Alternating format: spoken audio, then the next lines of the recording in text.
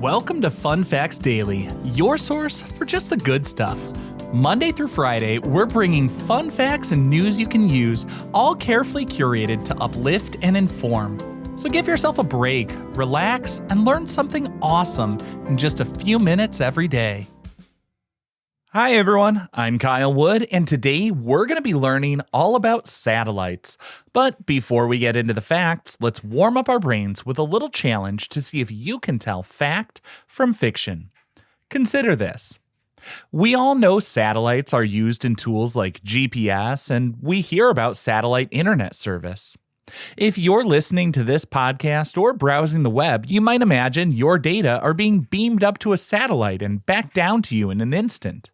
It's a common belief that satellites are the primary backbone of the global internet, carrying almost all of the world's emails, videos, and phone calls across the oceans. But is the internet truly powered by a web of machines in space? What do you think? We'll find out at the end of the episode.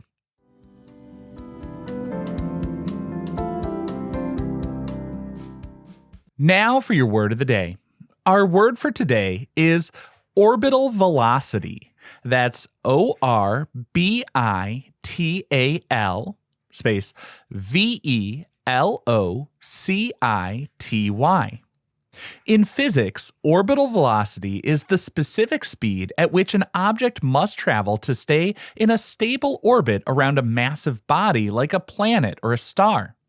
If a satellite travels too slowly, gravity will pull it back down to Earth in a fiery descent. If it travels too fast, it will overcome gravity entirely and fly off into deep space. It's the perfect Goldilocks speed that allows an object to constantly fall toward Earth but move forward so quickly that it keeps missing the ground. The term combines the Latin orbita, meaning track or circuit, originally the rut left by a wheel, with velocitas, meaning swiftness. Understanding orbital velocity is what allowed scientists like Isaac Newton to theorize about artificial satellites centuries before we actually had the rockets to launch them.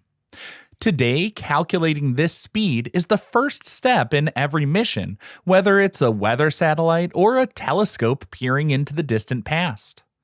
According to the laws of orbital mechanics, a satellite's orbital velocity is determined by the mass of the planet it's orbiting and its distance from that planet's center.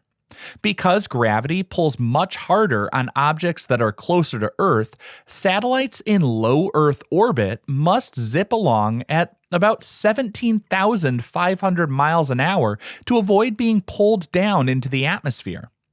As you move farther away into medium or geostationary orbits, the Earth's gravitational grip weakens, allowing satellites to maintain a stable path at much slower speeds, although I think the term slower should be in giant air quotes because we're still talking about speeds around 8,000 miles an hour, which feels anything but slow to me.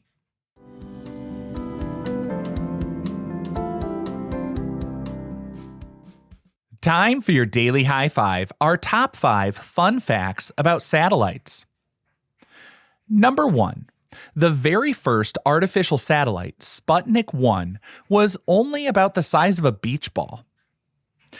The Soviet Union launched Sputnik 1 in 1957. It was a polished metal sphere with 4 long antennas trailing behind it.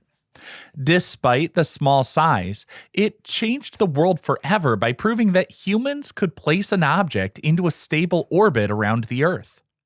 It traveled at about 18,000 miles an hour, completing an orbit every 96 minutes. It didn't carry cameras or complex sensors.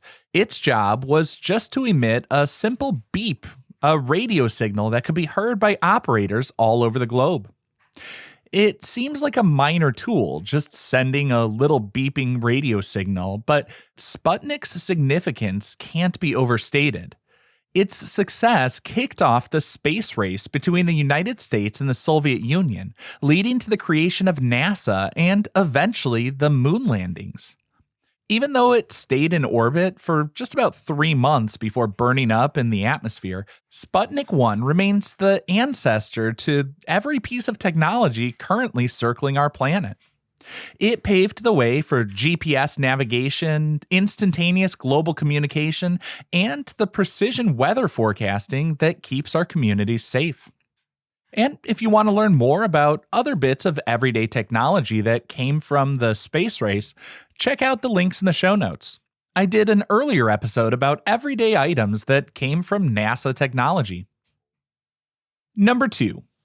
There's a graveyard orbit located thousands of miles above Earth where old satellites go to retire. When a large communication satellite reaches the end of its life, it doesn't always fall back to Earth. Instead, engineers use its remaining fuel to kick it into a higher, safer orbit. This area, known officially as the supersynchronous orbit, is located about 200 miles above the active satellite lanes to ensure there are no accidental collisions. It's sort of a permanent parking lot for old mechanical relics, keeping them out of the way of the high traffic zones used by GPS and internet. Moving a satellite to this graveyard orbit is a carefully choreographed final mission for the ground control teams. If they wait too long and run out of fuel, the satellite could become a drifting hazard for active missions. By moving the satellites up rather than down, they avoid creating dangerous debris in the lower orbits where the International Space Station resides. Number 3. GPS satellites you use on your navigation are sort of time machines that have to account for Einstein's theory of relativity. Because GPS satellites move so fast and sit so far away from Earth's gravity, time actually passes slightly faster for them than it does for us on the ground. To make sure your phone gives you the right directions, the atomic clocks on board the satellites are programmed to tick slightly slower to compensate for the time warp. If engineers didn't account for these tiny fractions of a second, your GPS location would be off by several miles within just a single day. This phenomenon is a mix of special relativity, which deals with high speeds, and general relativity, which deals with gravity's effect on time. The satellites gain about 38 microseconds per day compared to clocks on the Earth's surface. This makes the global positioning system one of the few everyday technologies that actually proves Einstein was right. Every time you use your smartphone's navigation tools, you're benefiting from complex calculations involving the fabric of space-time itself. Number 4. Some satellites are so bright and reflective they can be seen from your backyard with the naked eye. The International Space Station and large satellite trains like Starlink are often the brightest objects in the night sky after the Moon and Venus. Because they're covered in solar panels and reflective insulation, they catch the sunlight even when it's dark on the ground below. If you look up at the right time shortly after sunset or before sunrise, you can see them moving as steady, unblinking points of light gliding across the stars. The ISS is particularly impressive because it's roughly the size of a football field, making it easy to spot even in light-polluted cities. And our fifth and final fun fact for today: the Landsat program has been taking continuous portraits of the Earth's surface for over 50 years. Since 1972, the Landsat series of satellites has provided the longest continuous record of the Earth's land surface from space. These satellites don't just take pretty pictures, they use special sensors to see heat and infrared light, allowing scientists to track changes in forests, farms, and glaciers. This massive photo album of our planet helps us understand how cities grow, how rivers move, and how the climate is changing over decades. The data are completely free to the public, meaning anyone from a student to a professional researcher can access high-resolution maps of the world. Landsat has helped find new mineral deposits, manage water during droughts, and even track the recovery of ecosystems after wildfires. It's essentially our planet's health monitor, providing a comprehensive and objective view of how we're shaping the world.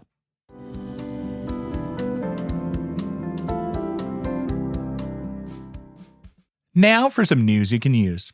If you've ever wanted to see a satellite for yourself, there are free websites and apps like Heavens Above or NASA's Spot the Station that use your zip code to tell you exactly when and where to look. The best time is usually 30 to 60 minutes after sunset because the sun is still hitting the satellite, making it glow against the dark sky. These apps work beautifully because everything we send into space is the result of a lot of careful mathematical precision and planning, so all the satellites are following very predictable paths. Once you know the magnitude, how bright it will be, and the elevation, how high in the sky, you can turn a regular evening stroll into a space-watching adventure. It's a fantastic way to engage kids with science, seeing that moving light and knowing it's not a star. There are actually people and high-tech computers inside. It just makes space feel much closer and more exciting.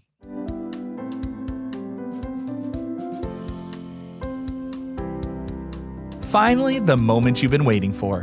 At the beginning of the episode, I asked, are satellites really the backbone of our internet, sending all our data around the world? Now, this one's a fallacy. While it's easy to imagine our data flying through the stars, satellites actually handle less than 1% of all international internet traffic, at least at the time of this recording. The true backbone of the global internet is a massive network of over 600 fiber-optic cables resting on the very bottom of the ocean floor. These cables, some of which about as thick as a garden hose, carry about 99% of all transoceanic data, including your emails, video streams, and phone calls. We still use satellite for internet in very remote areas, on airplanes, or in the middle of the ocean where the cables can't reach, but they simply can't match the speed and power of undersea lines. Fiber optic cables use lasers to send data at the speed of light, handling terabytes of information every single second, which is thousands of times more than even the most advanced satellite constellations. So, the next time you're watching a video from across the world, it likely traveled through a series of tubes deep under the sea rather than a dish in the sky. Now, I hope you enjoyed learning a bit about satellites with me today, and be sure to tune in every weekday for even more fun facts. Fun Facts Daily is an Airwave Media podcast. It was written, recorded, mixed, and edited by me, Kyle Wood. Thanks for sharing a part of your day with me. Be sure to follow Fun Facts Daily on your favorite podcast app so you can keep the good stuff coming your way every day. And if you like the show, please do me a favor and leave a kind rating, review, or just tell your friends about it.